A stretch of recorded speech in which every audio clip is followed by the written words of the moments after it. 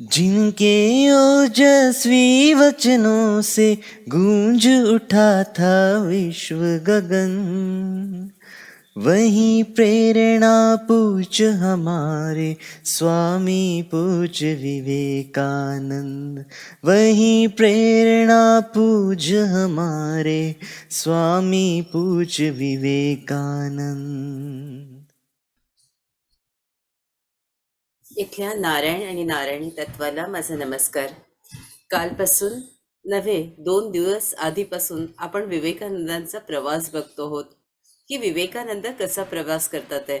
आणि प्रत्येक गाव प्रत्येक शहराचा याच्यात उल्लेख केला आहे. त्याच्यामुळे आपल्याला जास्त त्याच्यात गंमत वाटते की ते कुठल्या प्रदेशात कसे बोलत होते, त्यांनी काय भाषणं दिली, त्यांनी लोकांवर काय संस्कार केले, त्यांनी कुठल्या भाषा त्यांना अवगत होत्या. आणि प्रत्येक प्रदेशात आपल्याला कळतं, अरे लॅटिन भाषा तर कधी कुठे उल्लेखच केला नाही, पण विवेकानंदाला लॅटिनही येत होती, त्यांना फ्रेंचही येत होती. असं हालत नाहीये, काय झालं?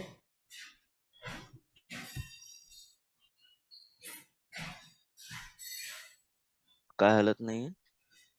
काहीतरी दाबल्या गेलं का कुणाकडून? एकदम सगळे पुतळे झालेत. नाही ते हे झालं असेल. मी लीव करू का मग? नाही, नेटवर्कमुळे झालं असेल. होईल ते रिसेट किंवा मग रिजॉईन करा. रिजॉईन करून टाका. ओके ओके, करते.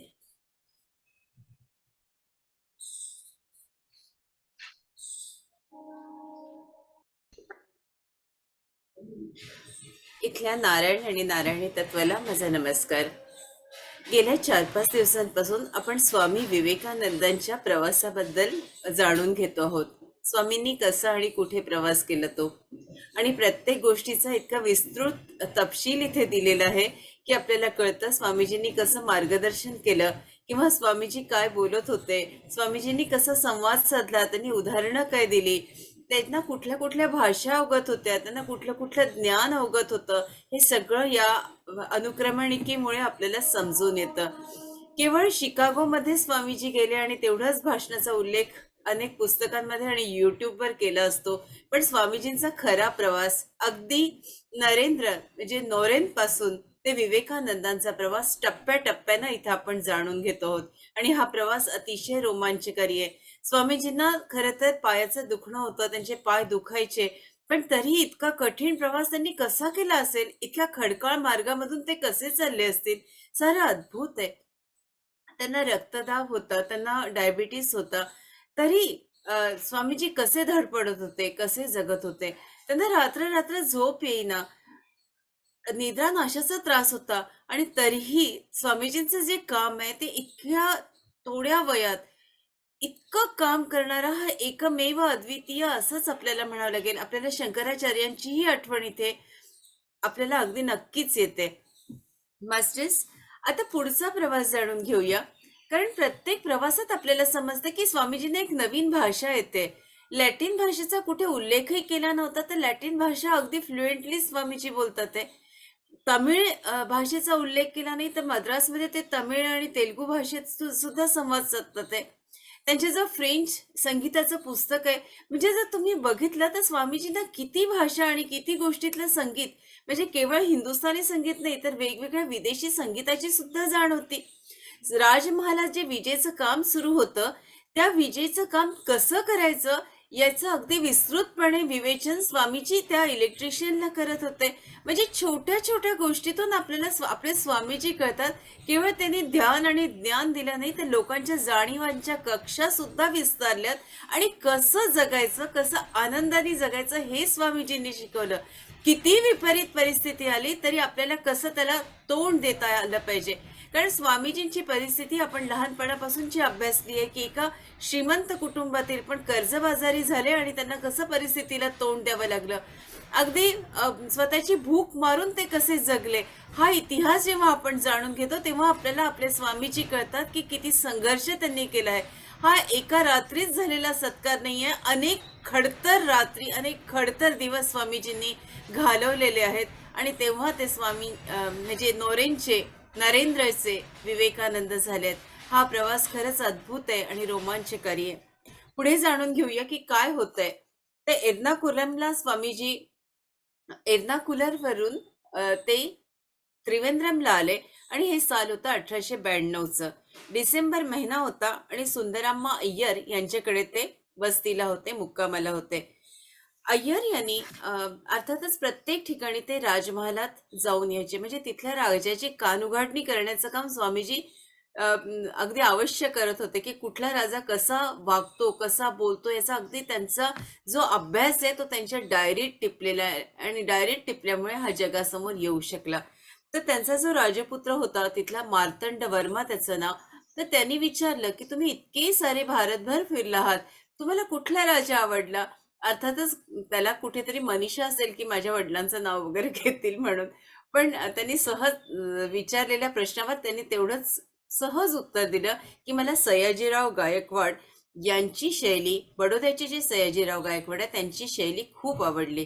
त्यांची कुशलता, त्यांचं धाडसी व्यक्तिमत्व, त्यांची दूरदर्शीपणा, त्यांची काम करण्याची पद्धत, त्यांचं नियोजन, त्यांचा नियंत्रण, हे जे आहे, हे एक राजाला जे आवश्यक आहे ते सगळे गुण त्यांच्यात आहे आणि तो राजा मला खूप आवडला.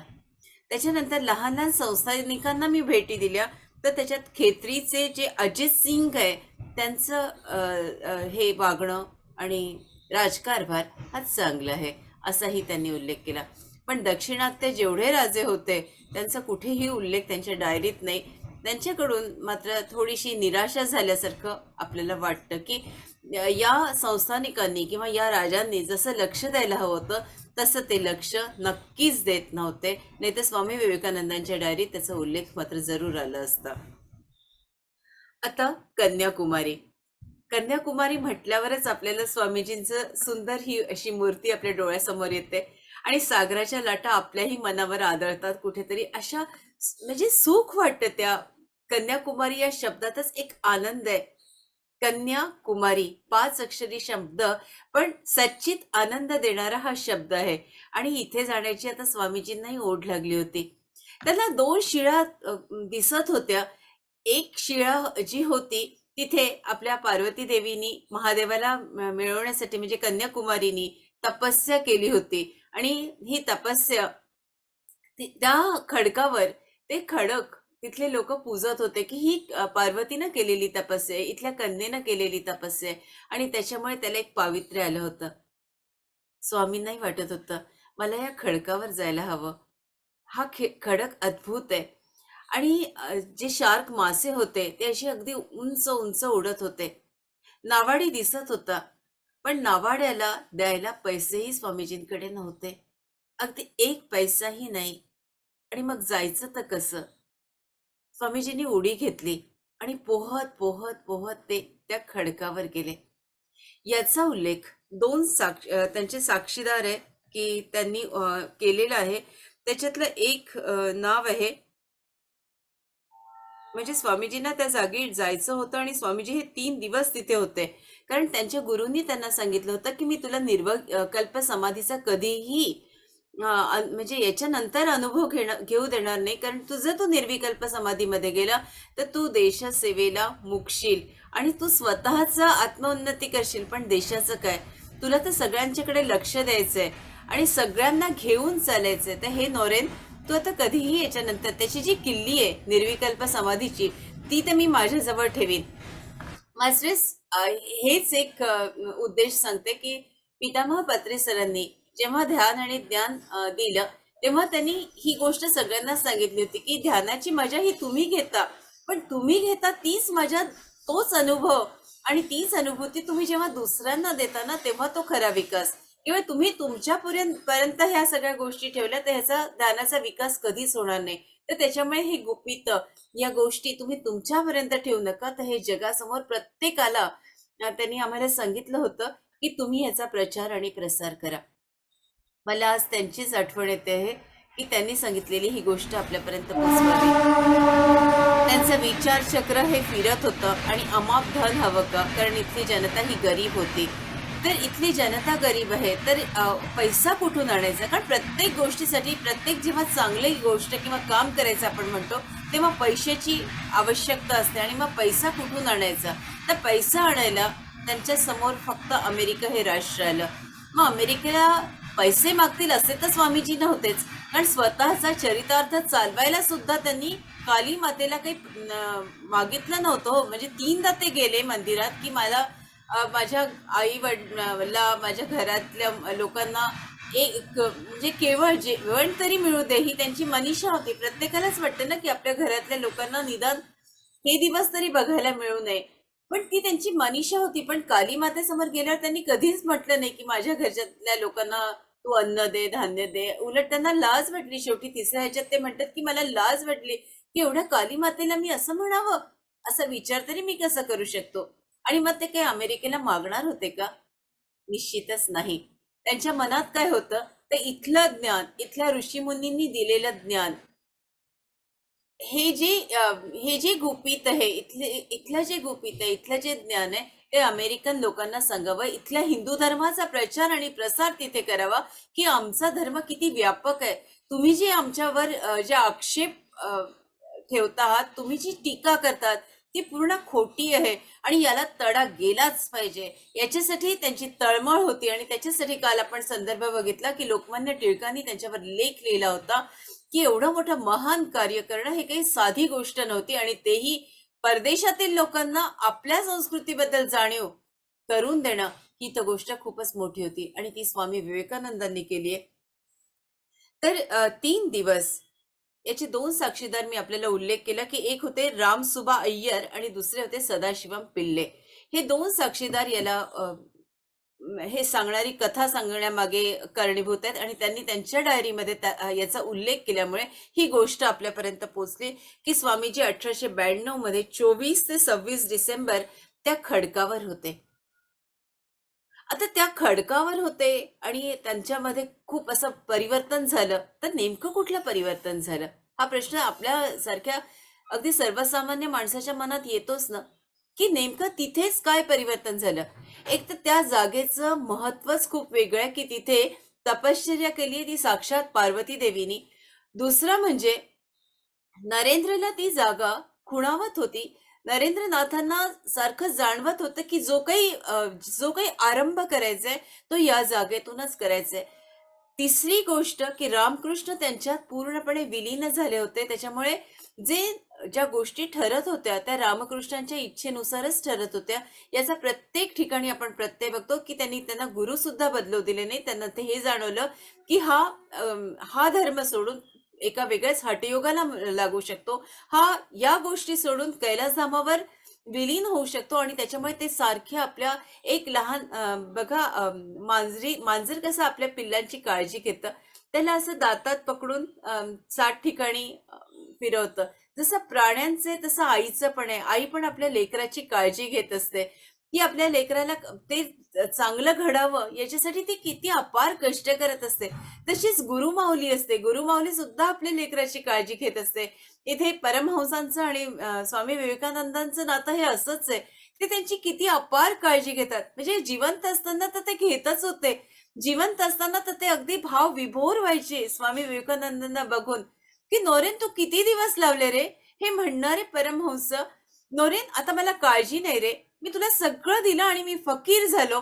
असं म्हणणारे परमहंस म्हणजे किती ते एकमेकांमध्ये विलीन झाले होते हे आपल्याला क्षणाक्षणाला जाणवतंय. इथे कन्याकुमारीला आल्यावर त्यांना हे जाणवलं की त्यांना ते वाक्य आठवले की परमहंसांना काय म्हणायचं होतं. परमहंस त्यांना म्हणत होते आणि तेच वाक्य त्यांना पुन्हा पुन्हा आठवत होते आणि आता त्यांनी ठरवलं की मला जे काही घडवून आणायचे ते इथे कन्याकुमारीला. पण कन्याकुमारीलाच ते थांबले नाही, तर कन्याकुमारीहून पुढचाही प्रवास केला. आता पहिले त्या 3 दिवसांबद्दल सांगते की त्यांच्यामध्ये वैचारिक क्रांती घडून आली आणि दुसरं म्हणजे ते ध्यानात गेले आणि 3 दिवस ते तिथे ध्यानात होते. इथे त्यांचा जो रामसुबा अय्यर होता याला मात्र काही सुचत नव्हतं की स्वामी ध्यानात आहे, मी काय करू. शेवटी तो नावेत बसला आणि त्यांनी काहीतरी थोडंसं अन्न आणि आपले फळं दूध हा घेऊन तो स्वामीजींकडे गेला. स्वामीजींना बघितलं तर स्वामीजी ध्यानात होते आणि स्वामीजींनी 3 दिवस ध्यानात त्याच्यानंतर स्वामीजींनी त्यांना फक्त खूण केली की मला काही नको, मला फक्त थोडं दूध आणि फळं ठेव.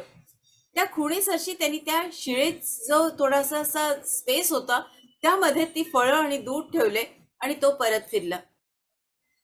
3 दिवसाची अखंड साधना झाल्यानंतर स्वामीजी तिथून बाहेर पडले आणि नंतर ते गेले रामेश्वरमला.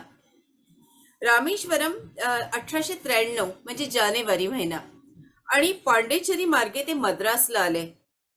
आता मद्रासला आल्यानंतर सगळे जणांनी त्यांचं खूप खूप मोठं स्वागत केलं, कारण सगळीकडे आता स्वामी विवेकानंदांचं नाव दुमदुमत होतं अक्षरशः. आणि मद्रासच्याही लोकांना खूप उत्सुकता होती की स्वामीजी कसे आहेत, आता स्वामीजी आपल्याला भेटणार. तिथे स्वामीजींचा एक शिष्य लिहितो, त्याच्या माहितीनुसार सांगते की त्यांनी लिहिलंय की स्वामीजी ऋग्वेद ते रघुवंश, वेदांतापासून कांट ते हेगेल या तत्वज्ञानापर्यंत बोलत होते. राजयोगापासून वैज्ञानिक प्रयोगांपर्यंतही ते बोलायचे. संगीत, काव्य, साहित्य, अनेक भाषा, आणि इथे तर स्वामीजी आता तमिळ आणि तेलुगू त्या भाषांमध्ये सुद्धा संवाद साधत होते. म्हणजे त्याच्यावरून आपल्याला कळतं की स्वामीजींना काही अभ्यास वगैरे करण्याची गरजच नव्हती. ते असं इतकं पटकन त्यांच्या ग्रास्प ते करत होते, ग्रहण करत होते. त्यांच्या चिंतनाची उंची ही अफाट होती. आणि अजून एक खूबी तिथे त्यांनी सांगितली आहे की मनातले प्रश्न ते कसे म्हणजे ओळखत. तर सगळं अशी सभा भरली असायची. त्यांचं भाषण झाल्यावर, प्रवचन झाल्यावर अनेक जण त्यांना विचारायचे प्रश्न. तेव्हा काहींच्या मनात, आता प्रत्येकाच्याच मनात काही चांगले प्रश्न असतील असं नाही ना, काहींच्या मनात काही कटू प्रश्न सुद्धा असू शकतात, काही वाईट गोष्टी सुद्धा असू शकतात. तर स्वामींना बरोबर त्याचे व्हायब्रेशन जाणवायचे की याच्या मनात या गोष्टी आहेत. आणि मग ते थोडेसे असे मिस्किल हसायचे की त्या व्यक्तीला त्याची जाणीव व्हावी. आणि नंतर पुन्हा त्यांनी जर पिछा म्हणजे पुरवलाच, तर त्याला अनुसरून त्याच्या मनातलं काय आहे ते सगळं त्याच्यापर्यंत ते पोचवायचे, अगदी कोड भाषेत. तर असाही उल्लेख या डायरीवरून आपल्याला कळतो की स्वामीजी नेमकं कसं कोणाच्या मनातलं हेरत होते. त्याच्यानंतर तिथे त्यांनी आपल्या अनुयायांना सांगितलं की आता मला अमेरिकेला जायला हवं, कारण आपलं तत्वज्ञान आहे ते सगळीकडे सगळ्या अगदी दूर देशात पोचायला हवं. आणि त्याच्यामुळे जर हे अमेरिकेतल्या लोकांना जर आपण प्रभावित केलं, तर हे नक्कीच आपण आपल्या भारतात कानाकोपऱ्यात हे तत्वज्ञान पोचेल. आणि मग आपली लोक हे स्वीकारतील, कारण आपला हा थोडासा दुर्गुणच म्हणावा लागेल ना, कारण आपल्याला आपलं तत्वज्ञान कळत नाही, आपल्याला आपली महती कळत नाही. जेव्हा फॉरेनर्स येतात तेव्हा आपल्याला कळतं की अरे बापरे, हे आपल्या ह्याच्यात आहे का, असं खूप होतं. म्हणजे इम्पोर्टेड वस्तू आपण जास्त, हे इम्पोर्टेड आहे याला म्हणायला आपल्याला खूप, अगदी आपल्यातल्या अनेकांना असं होतं की ही इम्पोर्टेड वस्तू मी वापरते. खूप जणांचे असे जेव्हा संवाद आपण ऐकतो तेव्हा अरे असं वाटतं की आपल्या देशातल्या आपल्याला प्रेम नाही का, आपण असं का म्हणावं की ही इम्पोर्टेड वस्तू आहे म्हणून मी घालते. आपल्याला खादीची साडी किंवा कॉटनचे कपडे का नाही आवडू, आपल्याला आपल्या देशात बनलेलं, आपल्या देशात तयार झालेलं कापड आपण का नाही घालू. आपण कशाला सांगायचं की ही इम्पोर्टेड साडी आणि ही फलानी साडी आहे, का त्याच्यावर प्रेम. तर हा विचार पण स्वामीजी आपल्याला करायला सांगतात आहे. आपण नक्कीच विचार करायला पाहिजे.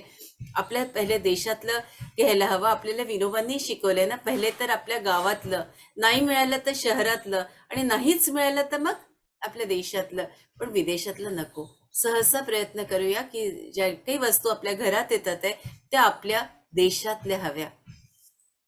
इथे त्यांची चिंतनाची उंची जी होती ती अफाट होती, हे आपल्याला प्रत्येक गोष्टीवरून कळतं. आणि आता अमेरिकेला जायचं तर धनसंचय हवा. आणि मग सगळेजण शिष्य कामाला लागतात, ते पैसा गोळा करतात. मग हा पैसा गोळा करून स्वामीजींसमोर ठेवतात. स्वामीजी त्या पैशाकडे बघतात. एक क्षण नुसती स्तब्धता, आणि म्हणतात, केवळ अमेरिकेला जाणं, शिकागोला जाणं हा माझा स्वार्थ तर नाही ना. मला अजून कालीमातेनं कुठं सांगितलंय की तू जा म्हणून. मला गुरुदेवांना कुठं दिलं आहे अजून निर्णय की तू जा म्हणून. कुठे दिलाय कौल?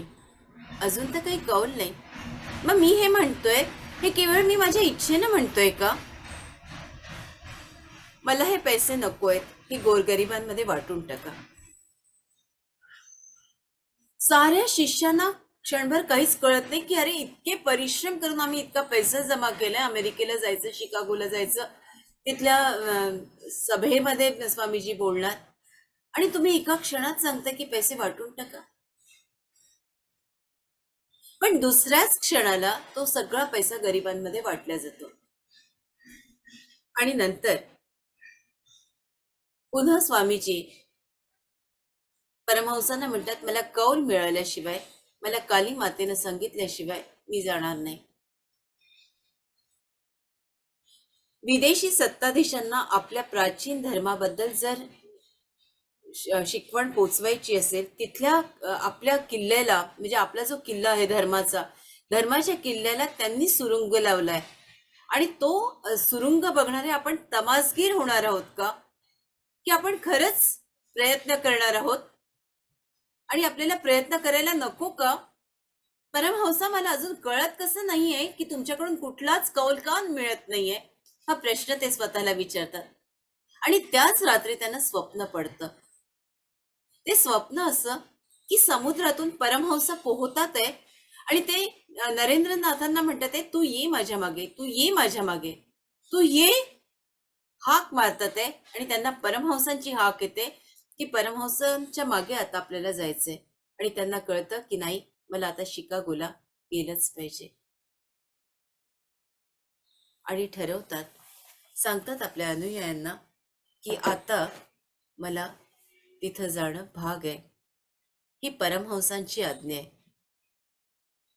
आणि आता परमहंसांची तर आज्ञा आहे, पण तिथे माता आहे, शारदा माता, त्यांनाही कळवायला हवं ना, ती माऊली वाट बघते. मग एक निरोप त्यांनाही धाडला जातो, आणि त्यांचं उत्तर कोड भाषेत आणि गुप्त येतं की नॉरेन, तुझ्यात रामकृष्ण केव्हाच सामावले रे, तुम्ही वेगळे नाहीच, तेव्हा तुला जाणं आहे बेटा. कल्याण वस्तू, त्या माऊलीचा आशीर्वाद येतो. पुढच्या भागात बघूया, नरेंद्रनाथ म्हणजेच अर्थात विवेदिशानंद, स्वामी विवेकानंद,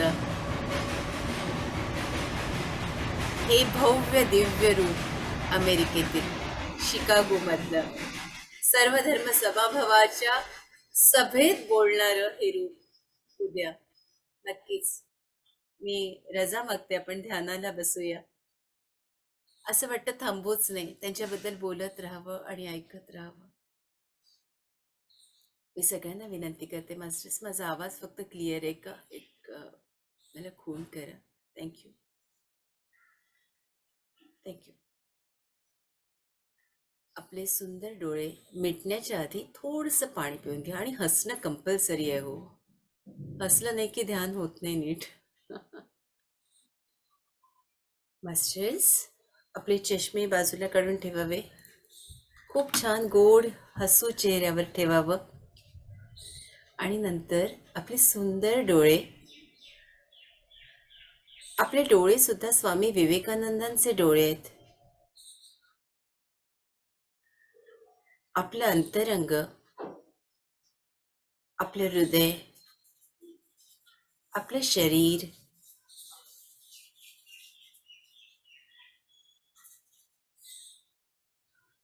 त्या रूपात स्वतःला बघा मास्टर्स.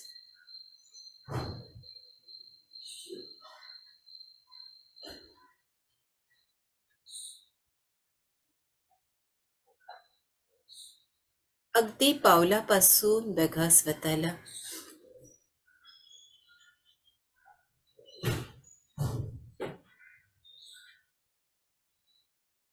याच क्षणी जाणवेल प्रचंड ऊर्जा.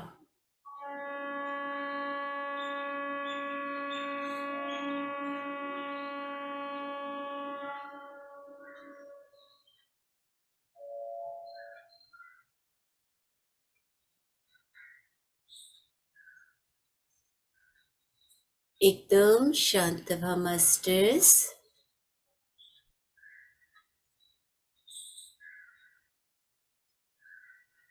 ही सूर्यदेवाची ऊर्जा आपल्या ब्रह्मरंध्रातून संपूर्ण शरीरात पोचलेली आहे.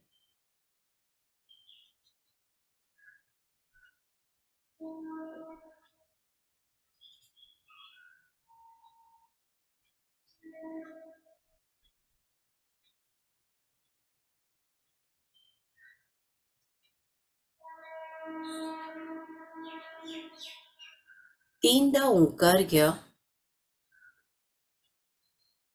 आणि या तत्वाशी कन्याकुमारीच्या या पावन भूमीशी एकरूप होऊन जा.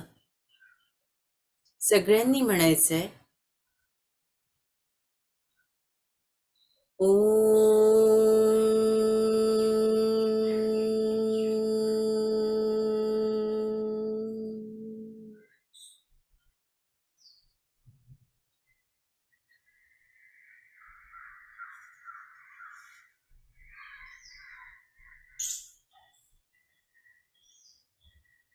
या क्षणी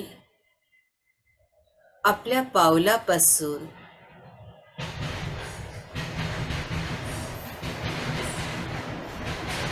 स्वाधिष्ठान चक्रापर्यंतचा भाग शांत झालेला आहे. फील करा मास्टर्स.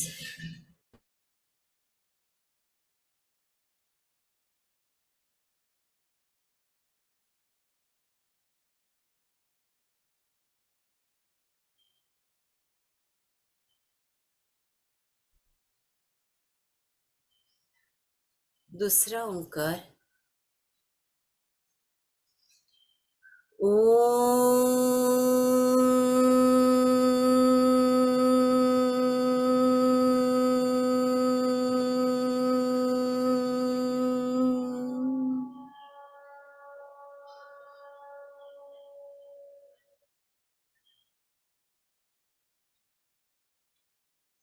मणिपूर म्हणजेच बेंबीचा भाग, हृदय आणि विशुद्ध चक्र शांत झालंय.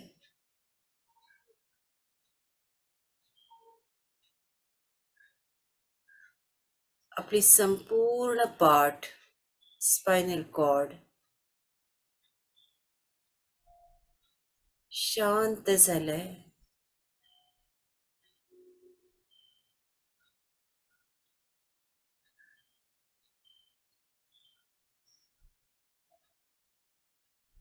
तिसरा ओंकार दोन भिवईंच्या मध्ये आणि सहस्रापर्यंत पोचेल.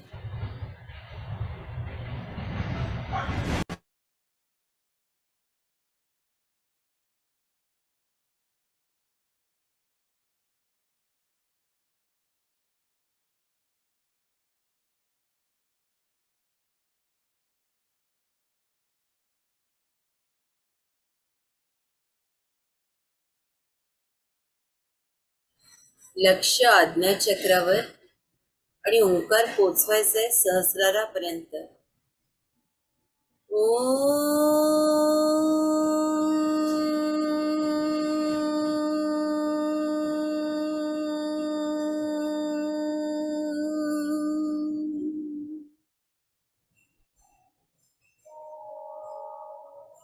या क्षणी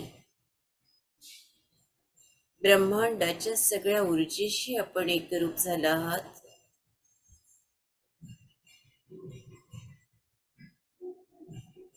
आपले शरीर पूर्णपणे शांत.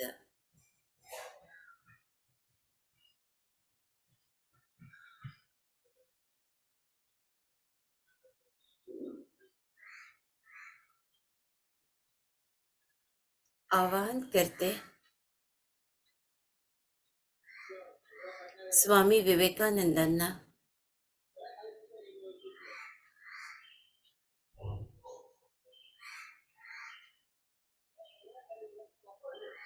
आणि गुरुतत्वाला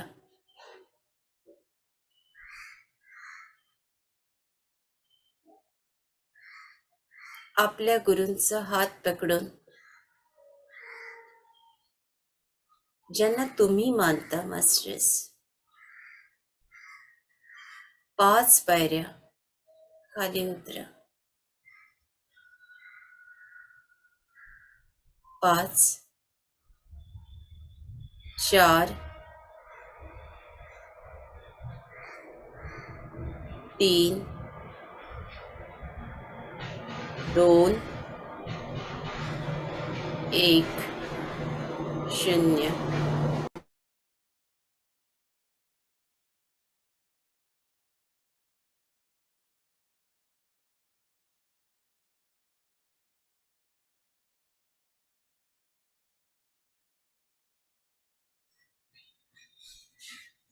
कन्याकुमारीच्या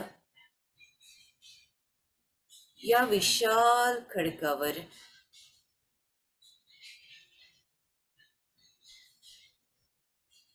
जिथे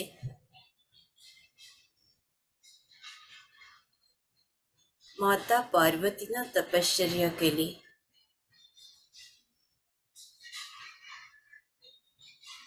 स्वामी विवेकानंदांनी तपश्चर्या केली,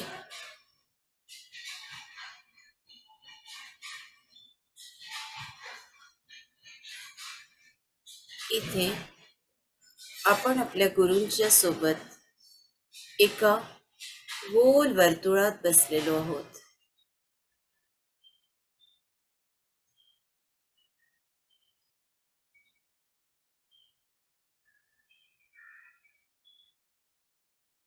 फील करा मास्टर्स.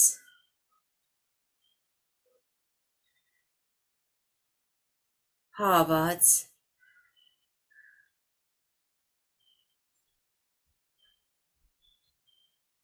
सागरांच्या लाटांचा आवाज,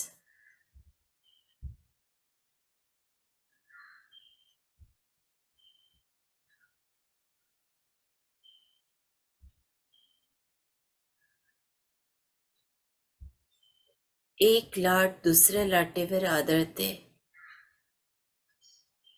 तो बारीक आवाज,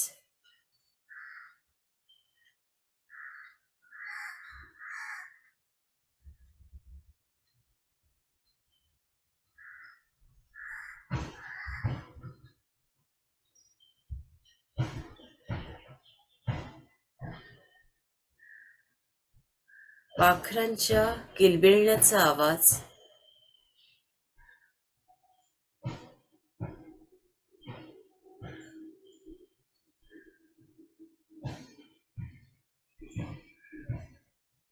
पाण्याने भिजलेली आपली वस्त्र,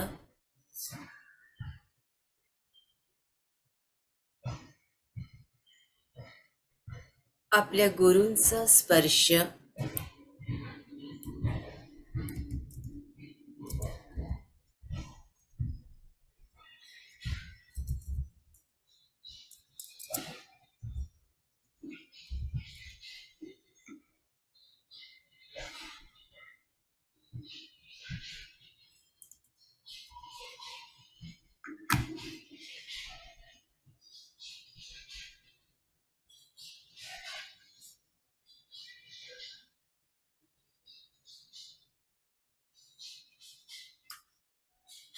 कुठेतरी दुरून येणारा शंखनाद,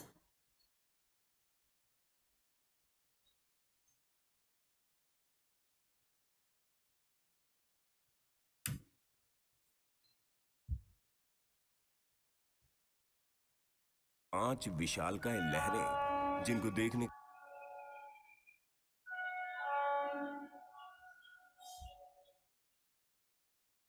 मंदिरातून येणाऱ्या घंटांचा आवाज,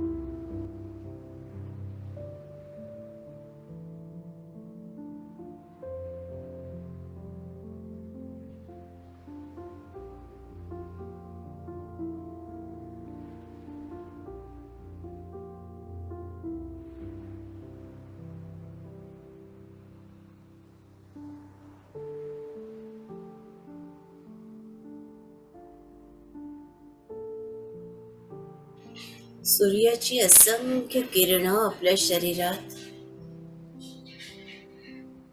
प्रचंड ऊर्जा देतात आहेत आणि सागराच्या लाटा आपल्याला स्पर्शून जातात आहेत.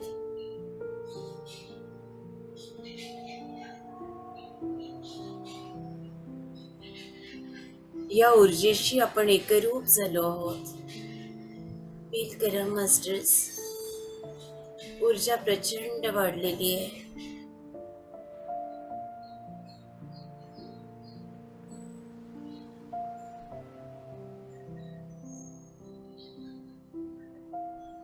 यो यो नः प्रचोदयात्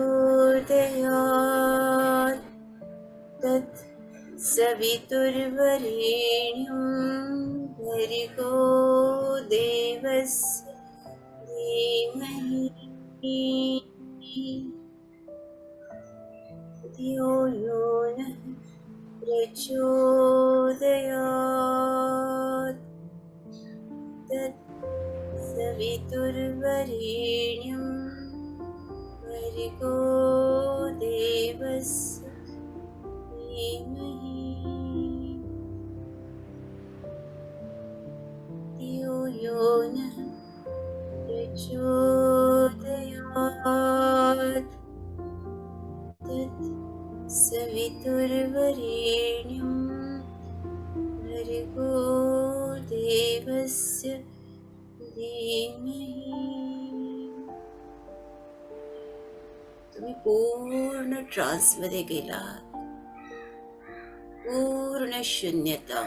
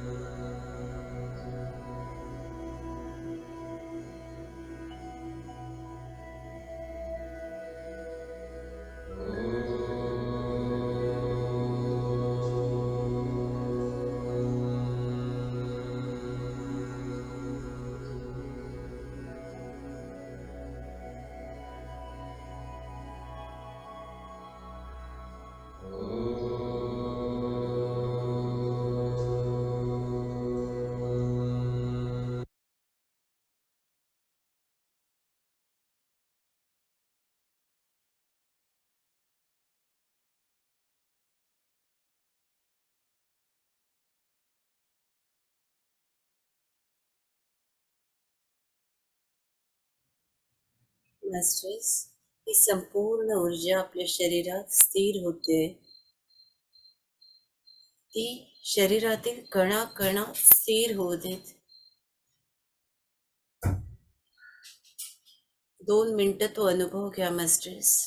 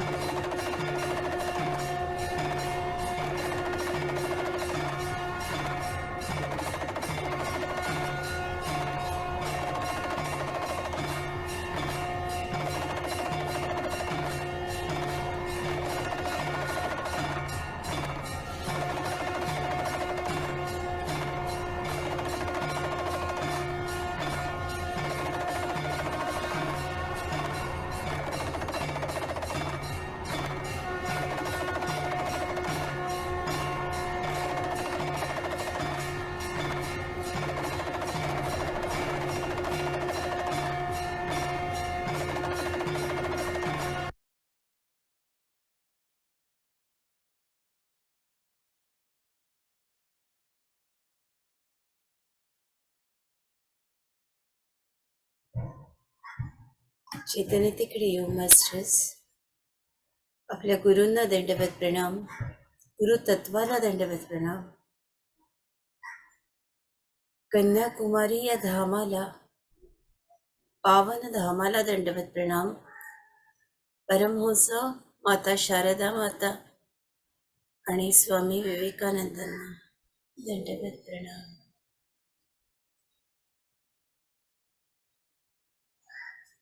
आपली संपूर्ण ऊर्जा आपल्या शरीरात स्थिर झालेली आहे. या भावाने आपली पावलं हळूवार हलवा आणि हात आपल्या सुंदर डोळ्यांवर. 5, 4, 3, 2, 1 आणि 0. आपले सुंदर डोळे हळूवार उघडा. या विश्वाला आशीर्वाद द्या मास्टर्स. या विश्वाचं कल्याण झालेलं आहे. या विश्वात ध्यानी, ज्ञानी आणि शाकाहारी लोक आहेत. इथले शेतकरी, शेतमजूर, कामगार, कारागीर, इथल्या स्त्रिया, मुली, प्राणी, गायी, वासरं सगळे सुरक्षित आहेत. आम्ही सगळे सुरक्षित आहोत. कल्याणमस्तु, कल्याणमस्तु, कल्याणमस्तु. तथास्तु, तथास्तु, तथास्तु. आपले सुंदर हात आपल्या डोक्यांवर घ्या. ही ऊर्जा स्थिर झालेली आहे. संपूर्ण शरीरावरून हात फिरवा.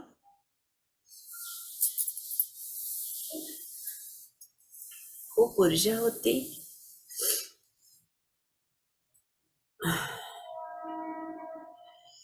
डोकं भारी भारी झालं असेल तुमचं, तर थोडंसं ग्राउंडिंग कराल, थोडंसं अनवाणी पावलानं फिरा, म्हणजे तुम्हाला बरं वाटेल. तुम्हाला बोलायचंय का? तर हात वर करा प्लीज.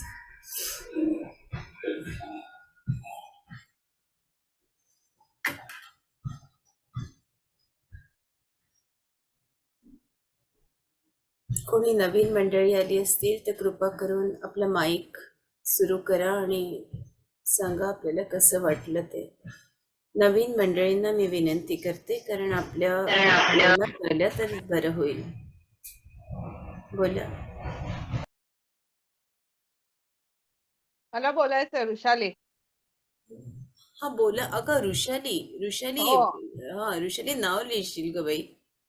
हा नाव काय? लिहिशील. हा कुठे बोल. कुठे हा बोला बोलू बोला का? ऋषाली. हा बोलते. हा आले, मी नर्मदा परिक्रमेवरून आले. काल आले. खूप छान झाली माझी परिक्रमा. मारे करून घेतली मैयानी सुंदर, महाराजांनी. आणि सगळे आठवण येत होती, आणि बसमध्ये पण जमेल तेव्हा मी ऐकत होते कधी कधी सगळे पाठ युट्यूबवर. ध्यान व्हायचं नाही बसमध्ये, पण मला विवेकानंदांचं ते ऐकायचंय मी तेवढं. एक अर्धा तास सुंदर व्हायचं, छान होतं, एकदम छान सांगताय. हा, मस्त वाटायचं. डोळ्यापुढे विवेकानंदच असे असायचे. स्वामी विवेकानंदांचं दर्शन व्हायचं. खूप सुंदर. हा, आणि मला तिकडे, मी लेपामध्ये गेलेले ना, भारती ठाकूर आहेत त्यांच्या ताई, त्यांच्या आश्रमामध्ये गेलेले. तिथे पण स्वामी विवेकानंद, रामकृष्ण परमहंस आणि शारदा माता त्यांच्या त्यांच्या त्या मूर्तींचं दर्शन झालं.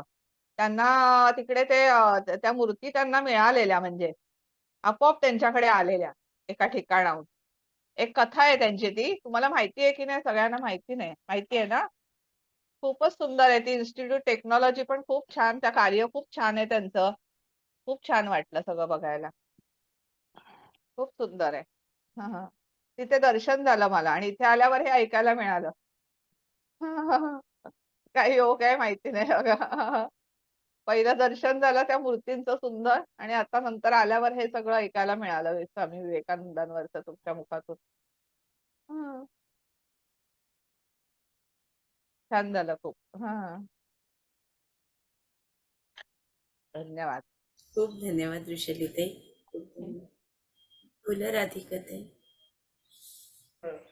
आज ध्यानात खूप गोष्ट होती, आणि असं खूप शंकराचे हात, खूपच शंकर दिसत होते.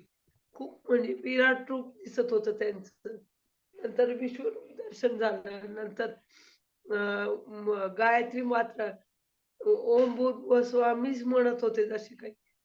आणि मग त्या 5 अशा 5 म्हणजे मुख असलेल्या ती देवी दिसली मला. नंतर अजून ते खडकही दिसत होता.